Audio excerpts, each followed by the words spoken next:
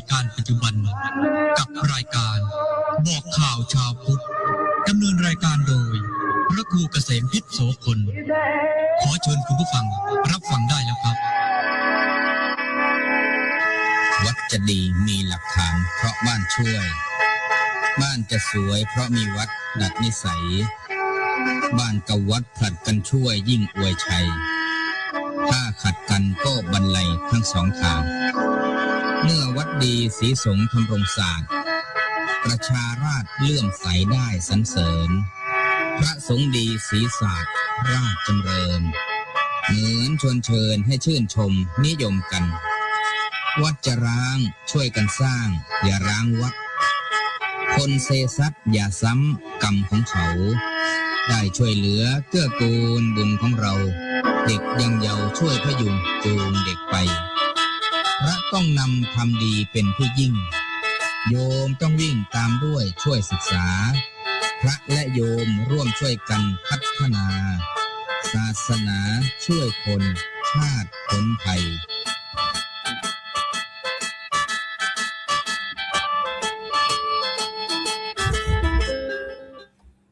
ขอความ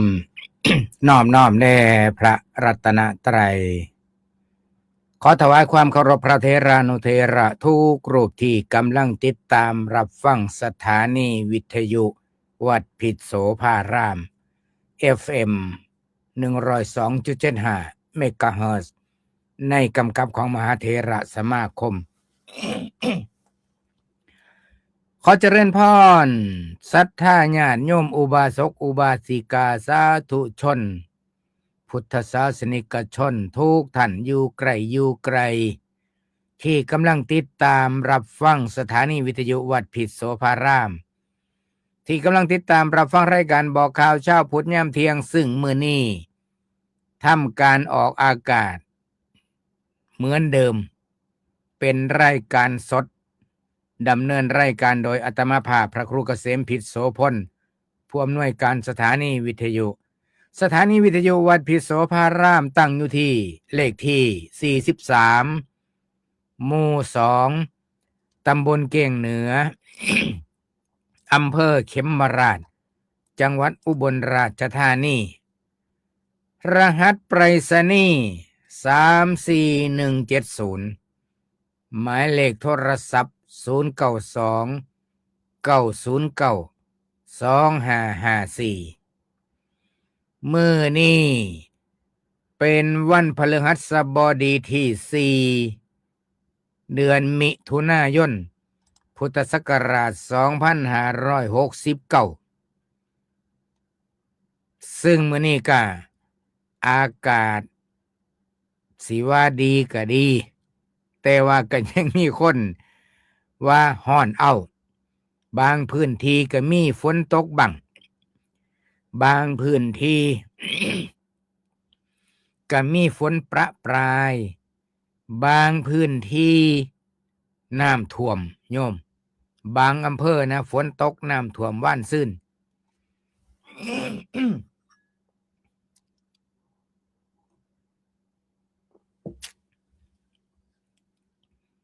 บางพื้นที่ก็บ่มีฝนยังไถนาบ่ทันได้ก็มี จากสภาพดินยังแข็งอันนี้ก็คือความปราชญ์โบราณเพิ่นว่าไว้นั่นแหละว่า ฝนตกบ่ทั่วฟ้า ตอนนี้ฝนตกบ่ทั่วฟ้านี่เป็นสัจธรรมอีหลีบ่แม่นโบราณเพิ่นเว้าเล่นๆนะก่อนอื่นมื้อนี้ต้องขออนุโมทนาบุญนำเจ้าภาพมื้อวานนี่มี แม่พองศรียิ่งยงอยู่สปป.ลาวนี่ล่ะบ้านอยู่ใกล้ๆฝั่งโขง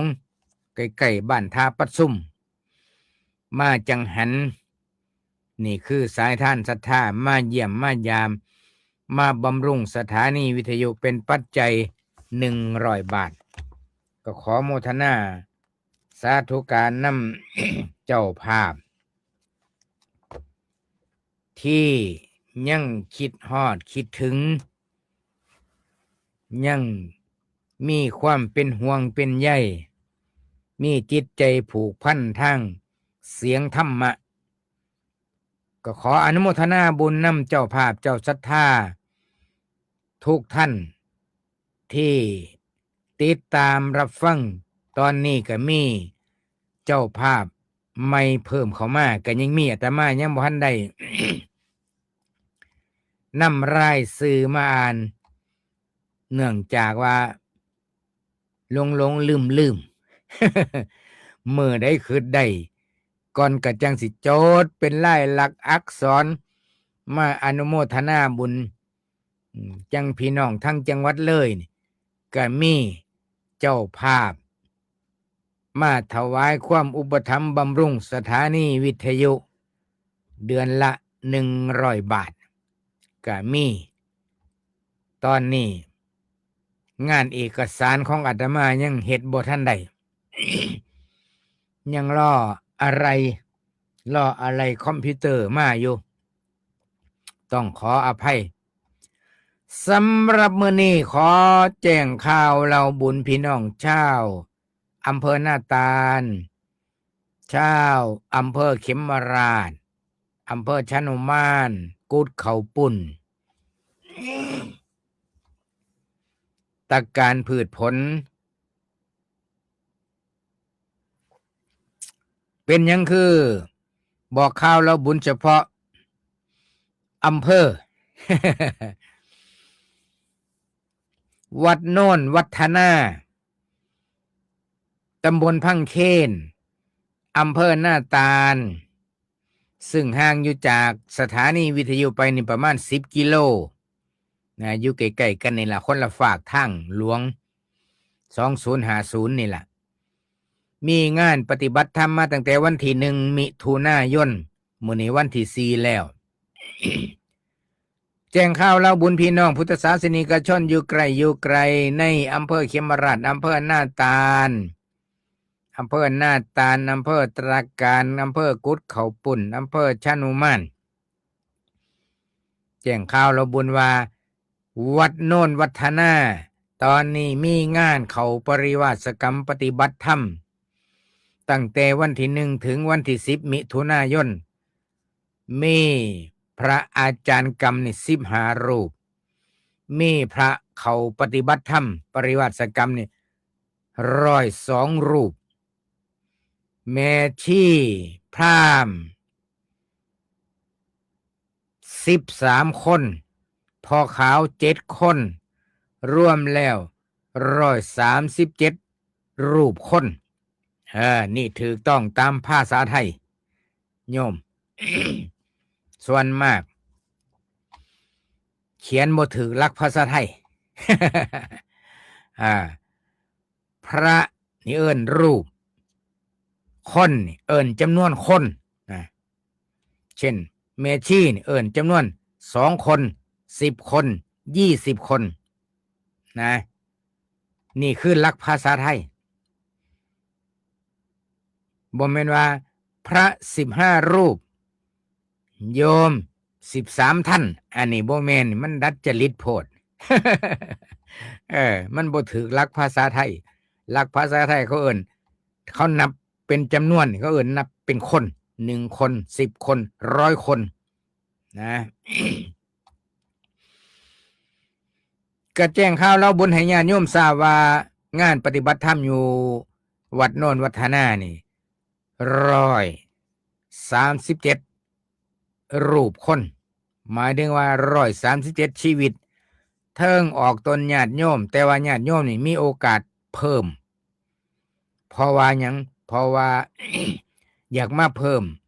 มือใดก็ได้อยากกลับมือใดก็ได้โยมนี่สำบาย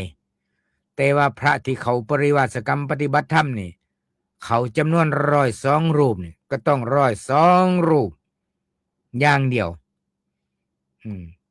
หรืออาจสิมีผู้มาเพิ่มที่หลังในหลังจากวันที่1 วันที่2 วันที่3นี่ก็เป็นไปได้อยู่แต่ว่าลดลงบ่ได้ต้องรอวันที่10อย่างเดียว ตามระเบียบของพระภิกษุเพิ่นนะอันนี้ แจ้งข่าวเราบุญมาถึงพุทธศาสนิกชนไทเฮาเด้อได้พากันไปถวายความอุปถัมภ์บำรุงงานเขาปริวาสกรรมปฏิบัติธรรมภาคเช้าภาคบ่ายอยู่นี่เพิ่นปฏิบัติธรรมเป็นหมู่นะโยมเพิ่นสิเดินจงกรมเป็นทั้งเบิดเลยนี่ล่ะในจำนวนพระ100 รูปนี่พระ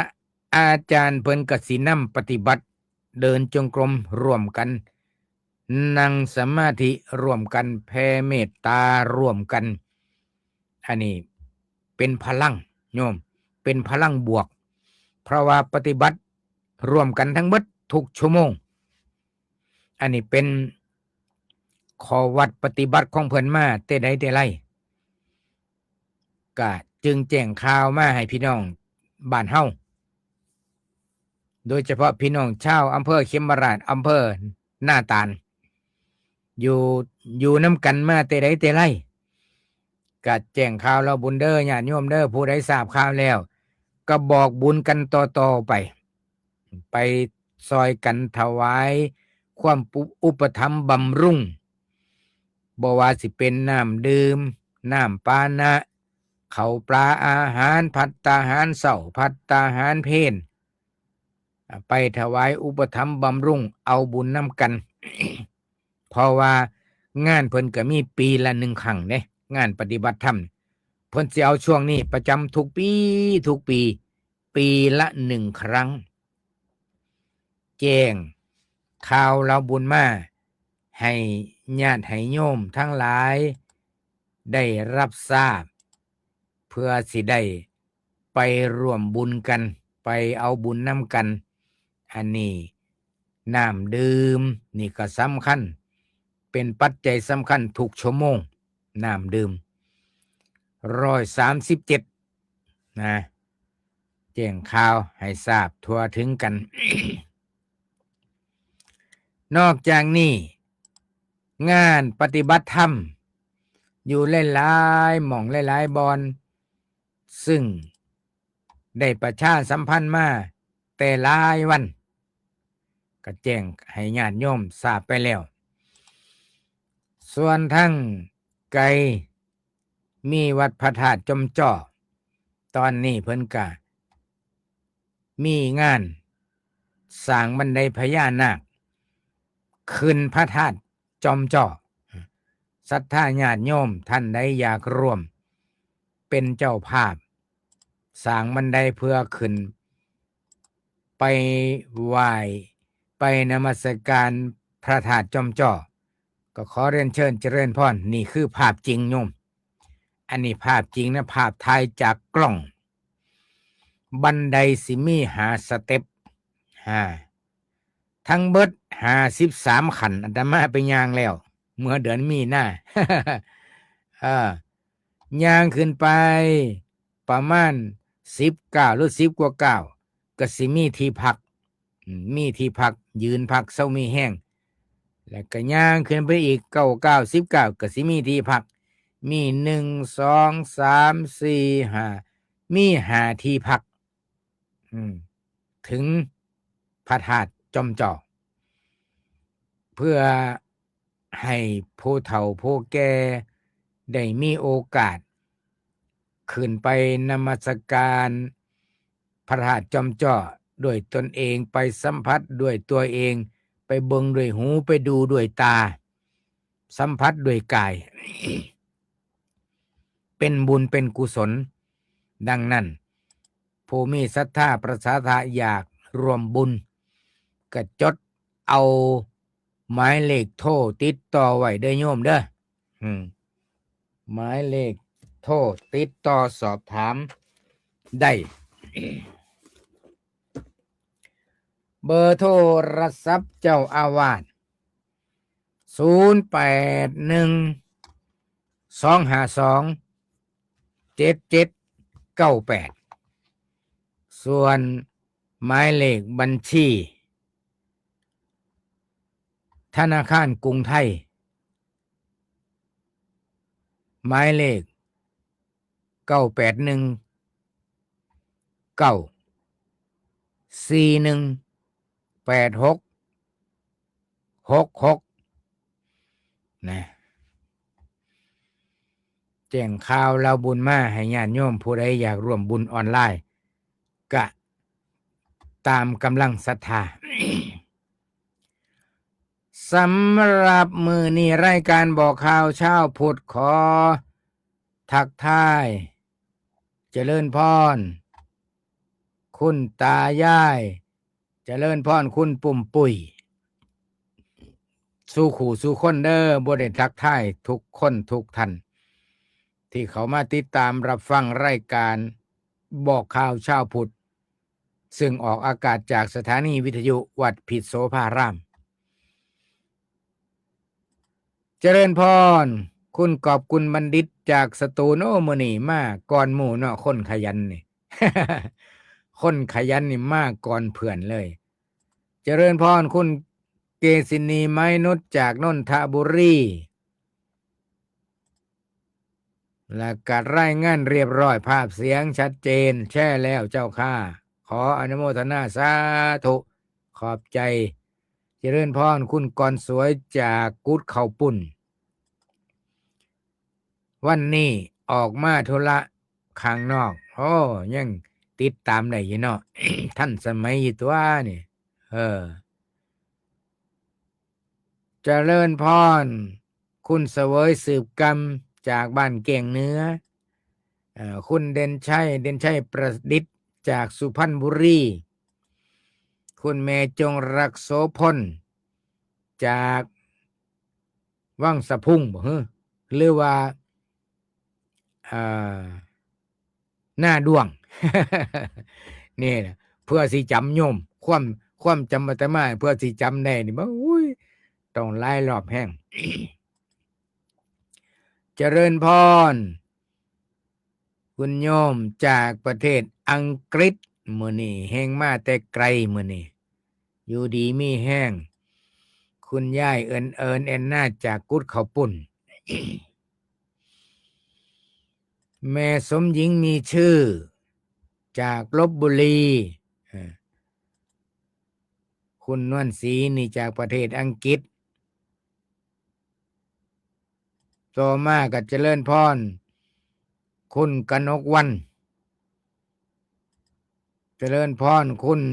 วันเดอร์จากฝรั่งเศสวันนี้ลูกค้าเงียบค่าฝนตกตั้งแต่เมื่อคืนตอนนี้คืมมาอีกแล้วเจ้าข้าถือว่าได้พักร่างกายภาวนาโอ้สตูลฝนตกเนาะสันเนาะโอ้ยแบ่งมาอุบลแหน่จังหน่อยบ่แบ่งครึ่งก็แบ่งจังหน่อยก็ยังดี คุณนวลศรีบอกว่าแช่แล้วสาธุเจ้าค่ะก็ขอให้ผู้ฟังทุกท่านทุกคนทุกช่องออนไลน์มื้อนี้สาวเดชอุดมมักม่วนก็มาติดตามรับฟังรายการบอกข่าวเช้าพุทธคือกันคุณณวพร งามสว่างแจ้งพิกัดการรับฟังนำก็ดีสิขอบใจหลายๆว่าฟังจากไสเน่สิได้มีข้อมูลโอ้นี่เห็นบ่คือยังโยมวันเดอร์นี่ฟังจากฝรั่งเศสนี่ ก็นางท่องใสแก้วโพนอยู่ดีไม่แห้งสู่ขู่สู่คนเด้อมื้อนี้รายการบอกข่าวเช้าพุทธมีของดีมาแจกสิแจกทางใดแจกทางผู้ฟังนี่ล่ะเพราะว่าเป็นของดีญาติโยมทั้งหลายอาตมาเดานะแต่อาตมากำมั่นใจได้ว่าอาตมาเดาถูก มันใจพร้อมว่าเดาถูกเป็นหยังคือว่าจังซั่นคือขี้คุยแท้ปัจจุบันเพราะว่าหยังติเพราะว่าเรื่องที่อยากเว้านำญาตินำโยมมื้อนี้ อาตมาว่ามาสั่งน้ำหนักเบิ่งแล้วว่าต้องเอาเรื่องนี้มาทบทวนจักหน่อยเจริญพรเด้อคุณโยมพัดเด้ออยู่ดีมีแห้ง มื้อนี้มีของดีมาแจกกำลังสิแจกโยมมาท่านพอดีเลย ว่าเพราะว่าเรื่องที่อยากแจกนี่ก็คือสิแจกธรรมะให้ญาติโยม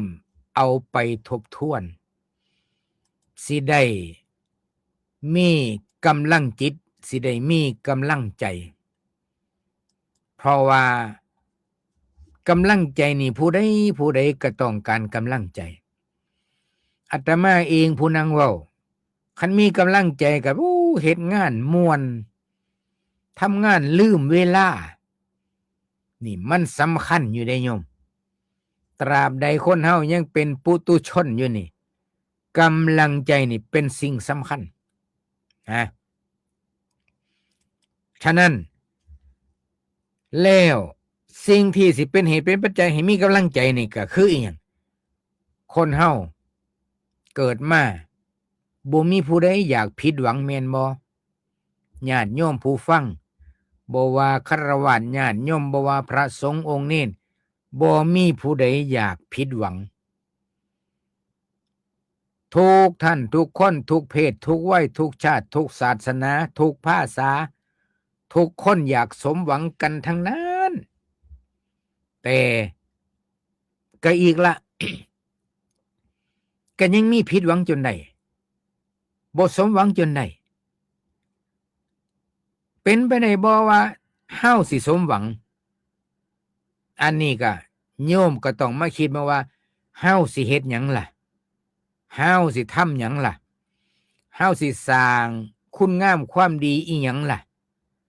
จังสิสมหวังธรรมะขององค์สมเด็จพระชินสีศาสดาสัมมาสัมพุทธเจ้าเพิ่นว่าเอาไปปฏิบัติแล้วสิเป็นเหตุเป็นปัจจัยทำให้สมหวังได้ดังนั้นสิ่งที่ยากนะสิ่งที่ยากคือความปรารถนาของคนในโลกที่ได้สมหมายสมมักสมหมายได้ยากมีอยู่4ประการนะโยมนะเพิ่นว่า1ขอโภคทรัพย์จงเกิดมีแก่ข้าพเจ้าโดยชอบธรรมบางคนเพิ่นก็ว่าสาธุสิ่งใดที่ลูกปรารถนาแล้วขอให้ลูกได้สำเร็จในเถิดเพิ่นว่าเด้ แต่นี่เพิ่นว่าเหตุให้สมหวัง4อย่างนี่มันเป็นเรื่องยาก1ขอโภคทรัพย์จงเกิดมีแก่เราโดยชอบธรรมเป็นหยังคือยากเพราะว่าชาวโลกทั้งปวงต้องการมีทรัพย์สมบัติจำนวนมากพากันดิ้นรนเพื่อแสวงหาทรัพย์ต้องทำการทำงานต้องประกอบธุรกิจต่างๆนานาเพื่อให้ได้ทรัพย์สินมานี่เห็นบ่นี่ลูกศิษย์จากจังหวัดสตูลนี่คุณกอบกุลมื้อนี้ฝนตกหน้าที่การงานก็เฮ็ดลำบากเพราะว่าอาชีพค้าขายอาชีพที่บางสิ่งบางอย่างอาชีพบางอาชีพหลายๆอาชีพบ่ต้องการฝนเช่นแม่ค้าแม่ขายร้านค้าร้านขายหรือว่าร้านเสริมสวยซึ่งบ่แม่นร้านใหญ่โตบ่คือห้างสรรพสินค้าห้างสรรพสินค้าฝนตกคนก็เข้าไปอยู่ได้ดังนั้นการประกอบธุรกิจต่างๆนั้นเนี่ยเพื่อให้ได้มาซึ่งทรัพย์สินเงินทองเข้าของเพื่อสิได้มีฐานะร่ำรวยนี่แม้แต่คนรวยอยู่แล้วก็ยังต้องการร่ำรวยยิ่งขึ้นไปรวยเงินล้านแล้วก็อยากมี100 ล้านมี100 ล้านมี100 ล้านแล้วก็อยากมี1,000 ล้านมี1,000 ล้านแล้วก็อยากมีเกินล้านมีเต็มประเทศแล้วก็อยากมีเต็มโลกนี่คือ ความต้องการของมนุษย์แต่สิสมเหตุสมผลสมมักสมผลสมหวังเพิ่นจังว่ามันเป็นเรื่องยากสองขอยศจงเกิดมีแก่เรากับญาติพวกพ้องของเรานี่คันตั้งปรารถนาไว้จังซี่นอกเหนือจากทรัพย์สินแล้วชาวโลกทั้งหลายก็ยังต้องการมีเกียรติมียศมีศักดิ์มีสีบ่ว่าสิเป็นอิสริยยศเกียรติยศหรือบริวารยศเพราะหยังเพราะยศนี่เป็นสิ่งที่เฮ็ดให้คนมีหน้ามีตาในสังคมมีเกียรติมียศได้รับการยกย่องเคารพนับถือจากคนส่วนใหญ่และก็อยากให้คนหูจักเบิดเมืองเบิดบ้านเบิดเมืองเบิดประเทศเบิดโลกดังนั้นคนทั้งหลายจึงต้องการ3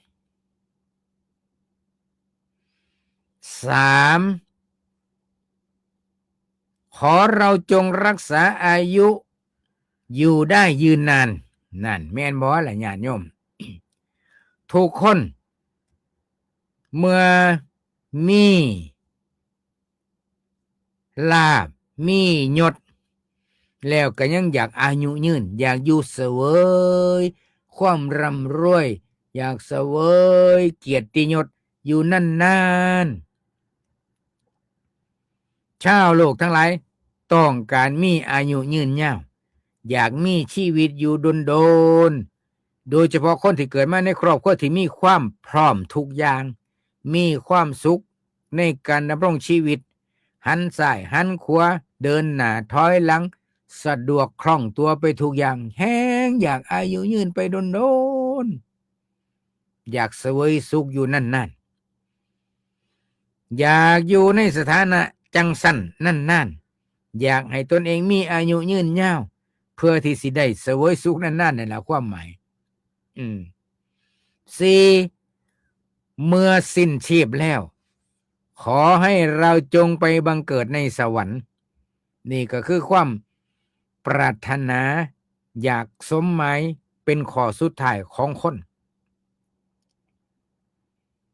นอกจากความต้องการในโลกนี้แล้วมนุษย์เฮายังมีความต้องการในโลกหน้าอีกเด้โลกนี้ยังบ่พอ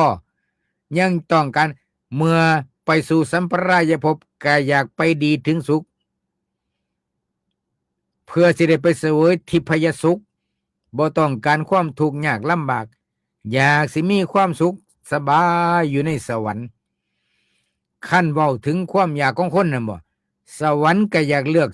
สั้นที่ดีๆเช่นอยากไปอยู่ชั้นดุสิตบุรีจังซี่จังไหนก็ตามความต้องการทั้ง4ประการที่กล่าวมาสิสำเร็จได้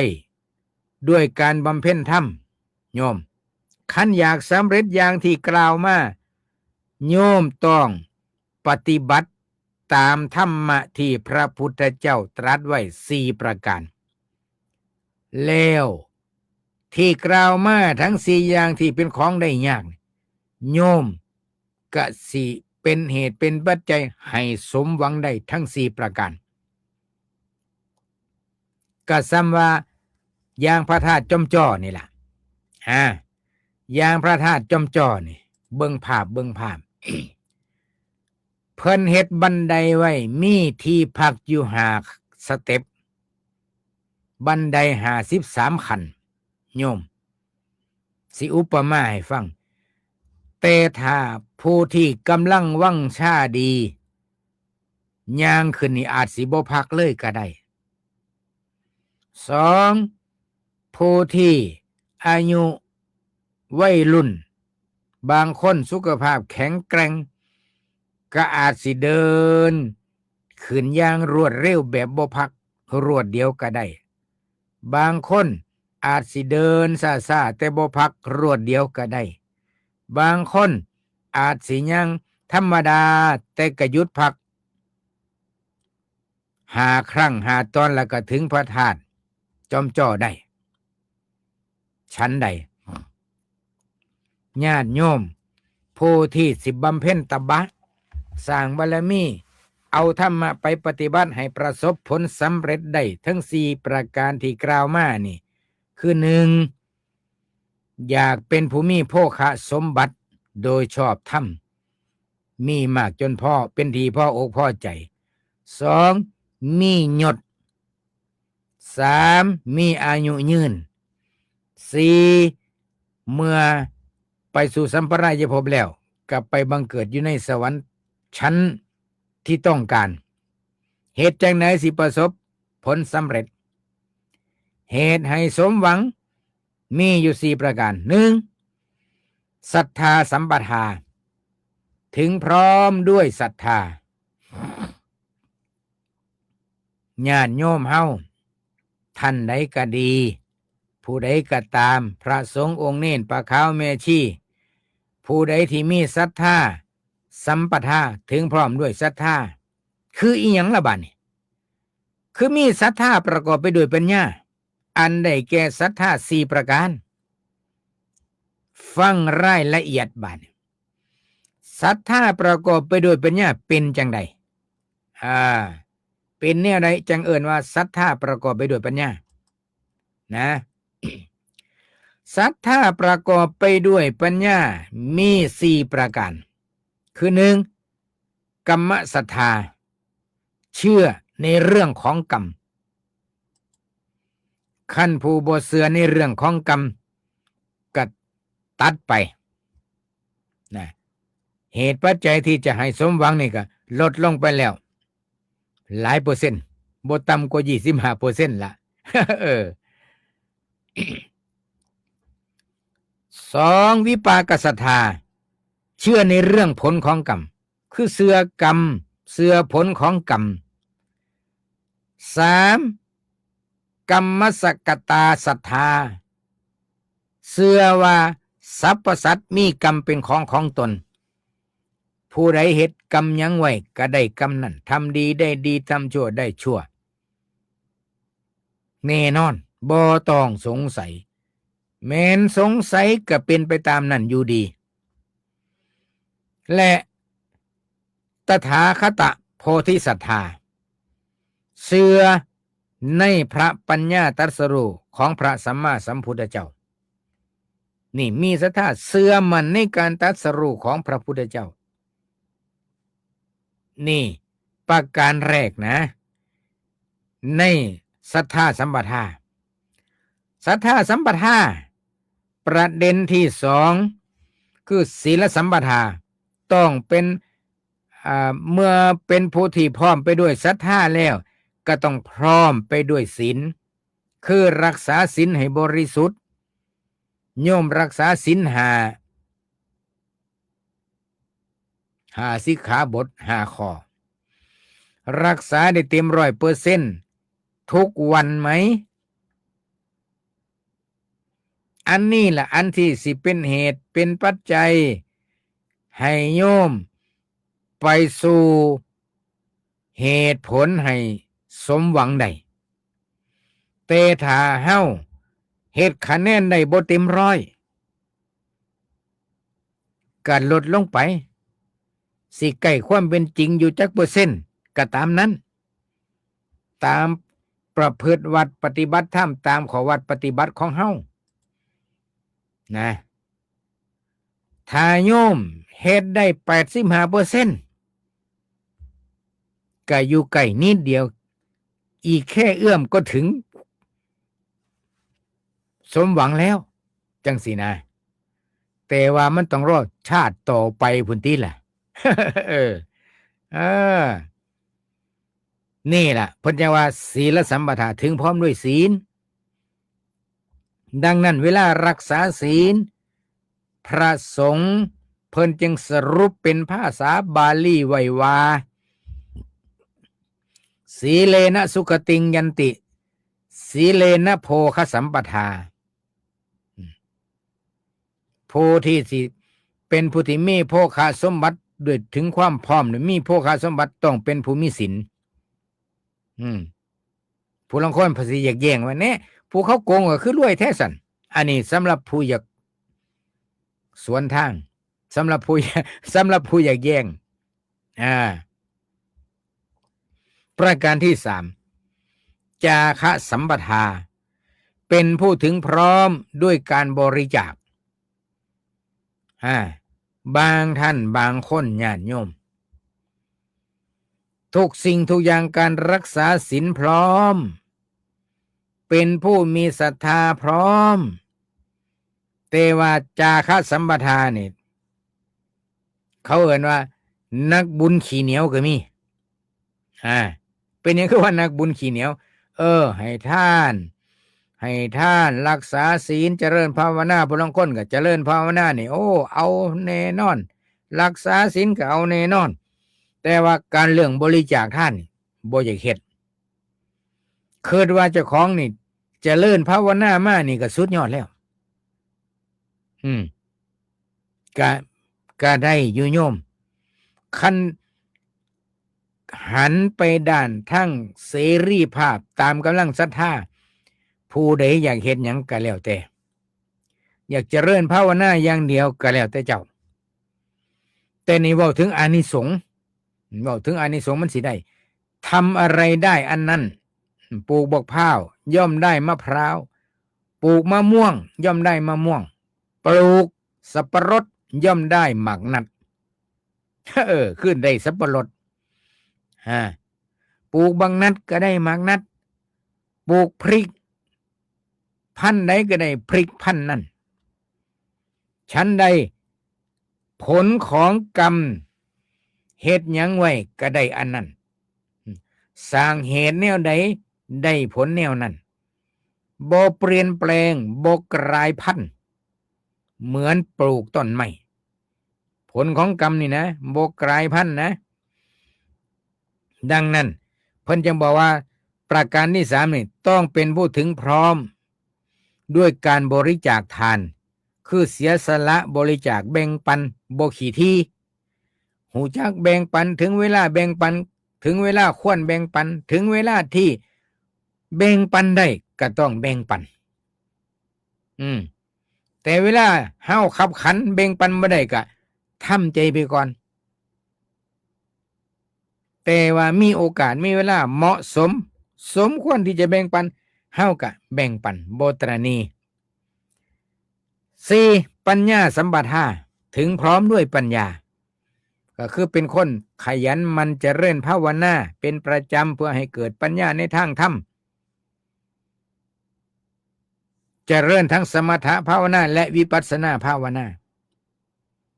ญาติโยมทั้งหลายในอดีตการผ่านมามีสงฆ์สาวกได้ทูลถามองค์สมเด็จพระสัมมาสัมพุทธเจ้าว่ามีบุคคล2 คนเกิดขึ้นมาแล้วมีศีลเสมอกันมีอะไรก็เสมอกันมีฐานะเสมอกันเท่าเทียมกันปฏิบัติธรรมก็ได้คุณสมบัติเสมอกันแต่ว่ามีผู้หนึ่งชอบทำบุญทำทานอีกผู้หนึ่งบ่ชอบทำบุญทำทานเมื่อเขาลาโลกนี้ไปแล้วเขาจะเป็นอย่างไรพระเจ้าข้าอันนี้นางมหาสุมาณาทูลถามพระพุทธเจ้าพระพุทธเจ้าก็ทรงตรัสว่าบุคคลดูก่อนมหาสุมาณาบุคคลผู้ที่ประพฤติว่าปฏิบัติธรรมมีศีลเสมอกันมีสมาธิเสมอกันแต่ผู้หนึ่งชอบทำบุญทำทานผู้หนึ่งบ่ชอบทำบุญทำทานผู้ที่ชอบทำบุญทำทานเมื่อละจากโลกนี้ไปแล้วเมื่อไปสัมปรายภพเมื่อถัดไปพูนหมุนเวียนเปลี่ยนไปมาเกิดเป็นมนุษย์ในปัจจุบันชาติก็สิเป็นผู้ที่มีเพียบพูนมีความเพียบพูนด้วยโภคะสมบัติไปทุกสิ่งทุกอย่างมีหยังก็มีคนมางอนมาของอนให้ใช้แต่สำหรับบุคคลผู้ที่บ่ชอบทำทานบ่ชอบทำบุญบ่ชอบบริจาคทานมีแต่รักษาศีลเจริญภาวนามีศีลมีสมาธิ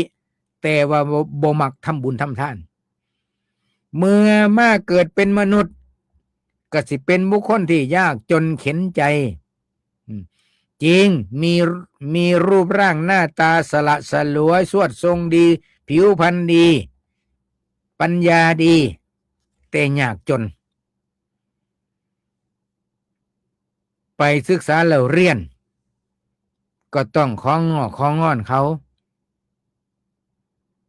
เพื่อสิได้สิ่งนั้นมาใส่มาสอยอาตมาเคยไปอบรมนักศึกษาเปิดเทอมใหม่นี่แหละเดือนพฤษภามิถุนายนโยม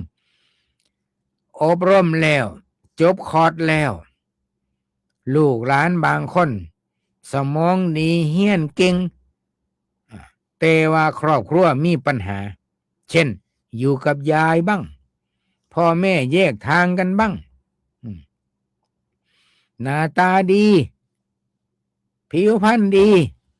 สมองดีปัญญาดีฉลาดดีแต่ว่าบ่มีเงินค่าเทอมเพราะหยังเพราะอดีตเป็นคนที่ไม่ชอบทำบุญทำทานอันนี้เราสั่นๆพ่อเป็นอุทาหรณ์ให้ญาติโยมทั้งหลายได้ฟังได้นำไปคิดพิจารณา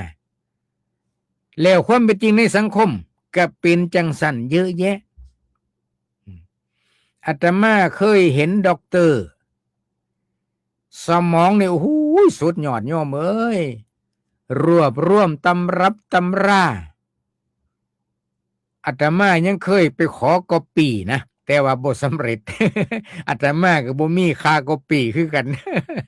เพราะว่าอาตมาไปหยิบอ่านเมื่อแล้วหนังสืออาตมาประทับใจแห้งอยากได้หนังสือเล่มนั้นแห้งแต่ว่าหนังสือเล่มนั้นเป็นหนังสือของวัดทั้งวัดมีเล่มเดียวเป็น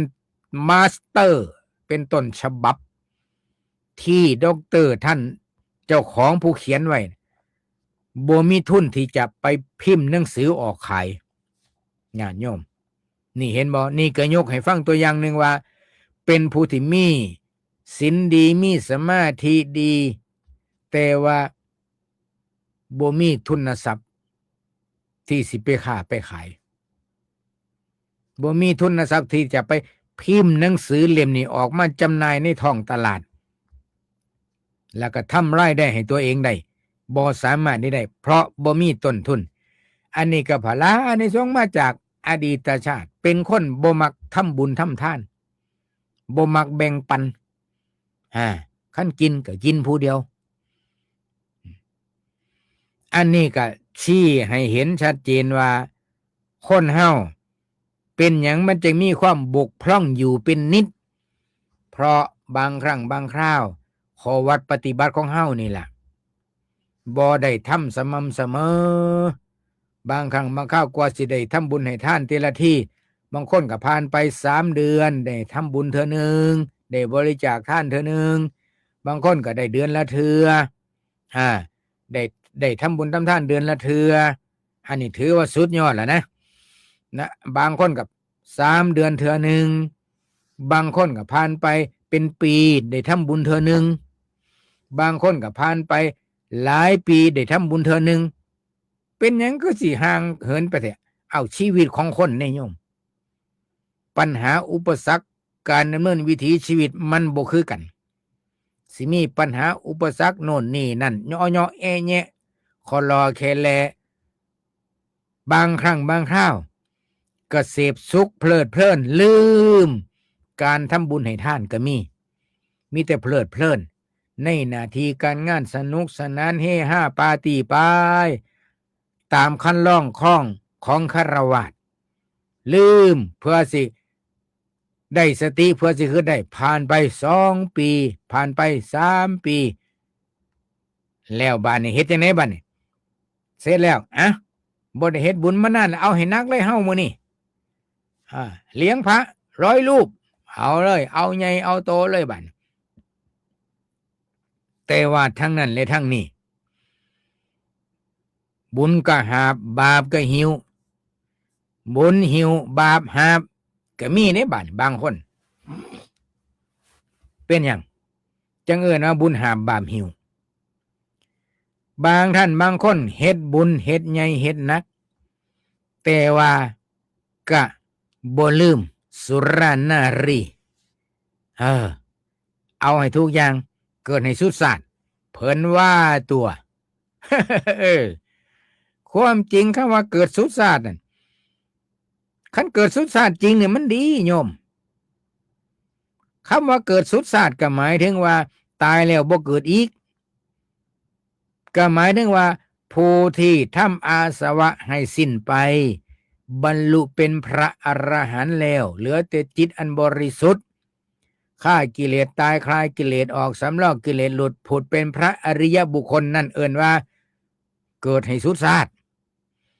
แต่ว่าคือให้เฮาเจ้าข่อยตาสีตาสายายมียายมาทั่วๆไปสามัญชนทั่วไปนี่บ่มีทาง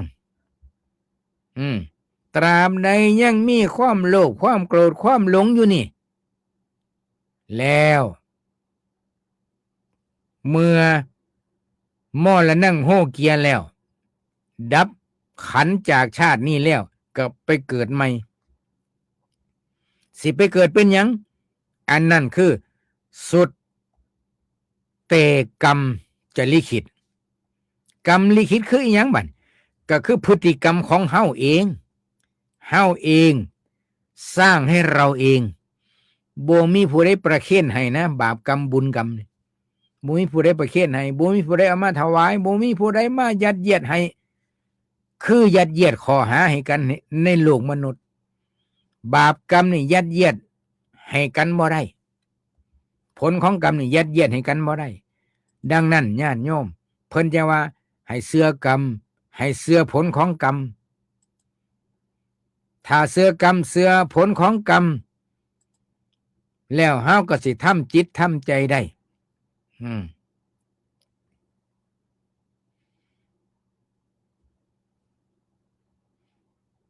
ฉะนั้นให้พ่อใหญ่แม่ใหญ่ญาติโยมได้มาพิจารณาว่าเฮ็ดจังไหนล่ะเฮาจังสิสมปรารถนาเอาละก็เป็นอันว่าเฮาต้องมีศรัทธาถึงพร้อมด้วยศรัทธาถึงพร้อมด้วยศีลแล้วก็ถึงพร้อมด้วยการบริจาคทานถึงพร้อมด้วยปัญญาดังนั้นชีวิตเฮาญาติโยมทั้งหลายเมื่อเกิดมาแล้วต้องเป็นบุคคลผู้ที่รักษาศีลเป็นคนที่เจริญภาวนาเป็นคนที่ทำบุญให้ทานตามสมควรอยากได้หลายก็เฮ็ดหลายอยากได้หลายก็เฮ็ดหลายบ่ได้เพราะเฮาบ่มีแต่ว่าเฮาต้องอาศัยการสั่งสมบุญนำความสุขมาให้อันบุญกรรมทำไว้ดีทีละน้อยแต่ทำบ่อยคอยมันเพิ่มเติมกุศลเหมือนตุ่มน้ำที่เปิดหงายรับสายชนย่อมเต็มล้นด้วยอุทกที่ตกลงแม้เราสร้างสั่งสมบ่มบาปบ่อยทีละน้อยทำไปด้วยใจหลงก็จะเต็มด้วยบาปนั้นเป็นมั่นคงบาปย่อมส่งสู่นรกตกต่ำพลันเพราะฉะนั้นสาธุชนท่านทั้งหลายทั้งหญิงชายควรพินิจคิดเปลี่ยนผันบาปกรรมใดคิดก่อสร้างเลิกร้างมันทุกวี่วันมันนำตนพ้นอบายถ้าเฮา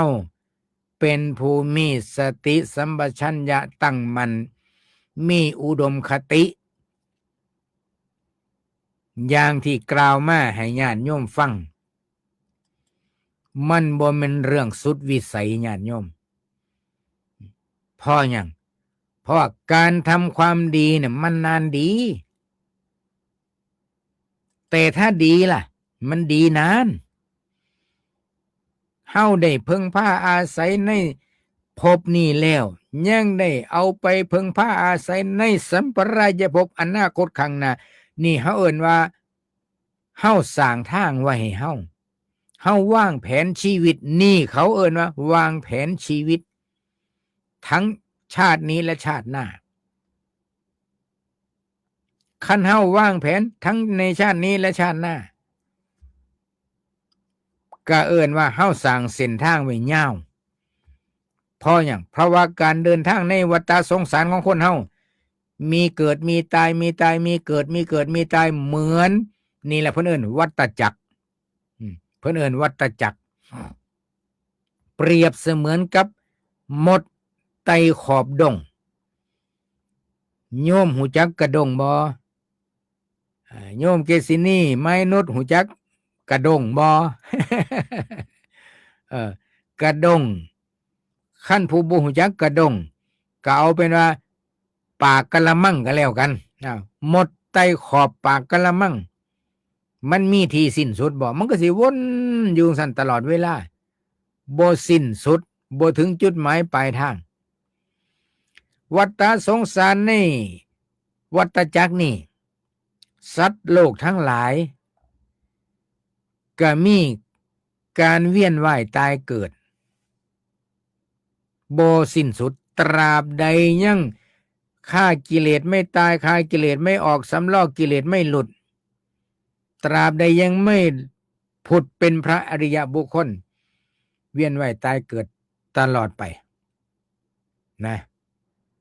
ดังนั้นเพิ่นจังว่าให้แท้เฮาทั้งหลายนั่นต้องมีอุดมคติหนักแน่นในการที่จะรักษาคุณธรรมให้เป็นผู้ที่มีความตั้งมั่นในสัมปรายิกถะทั้ง4ประการ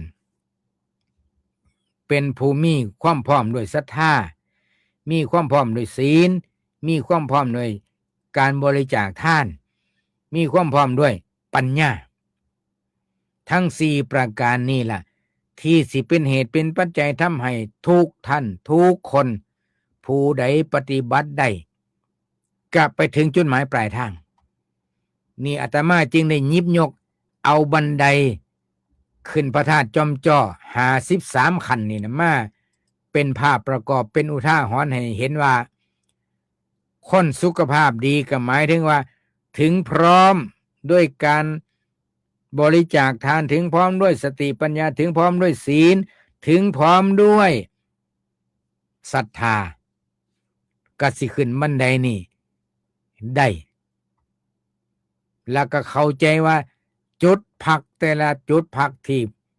สร้างก็สร้างไว้เพิ่นสร้างไว้เฮ็ดหยังเฮาผู้ใช้บริการก็ฮู้จักประโยชน์ของบันไดนั่นคือกันไปถึงที่พักก็พักถึงพักสมควรแล้วก็เดินทางต่อแล้วสมควรสิพักเฮาก็พักเนี่ยเอิ้นว่าผู้มีปัญญาสัมปทาถึงพร้อมครบบริบูรณ์แล้วก็สิเดินทางจากขึ้นบันไดขึ้นพระธาตุจอมจ้อก็สิขึ้นถึงจุดหมายปลายทางถึงพระธาตุจอมจ้อก็หมายถึงว่าคนเฮาไปถึงมรรคผลพระนิพพานมีความสุขตลอดกาลและนานเทินนิพพานะปัจจโยโหตุเบิดเวลาเจริญพร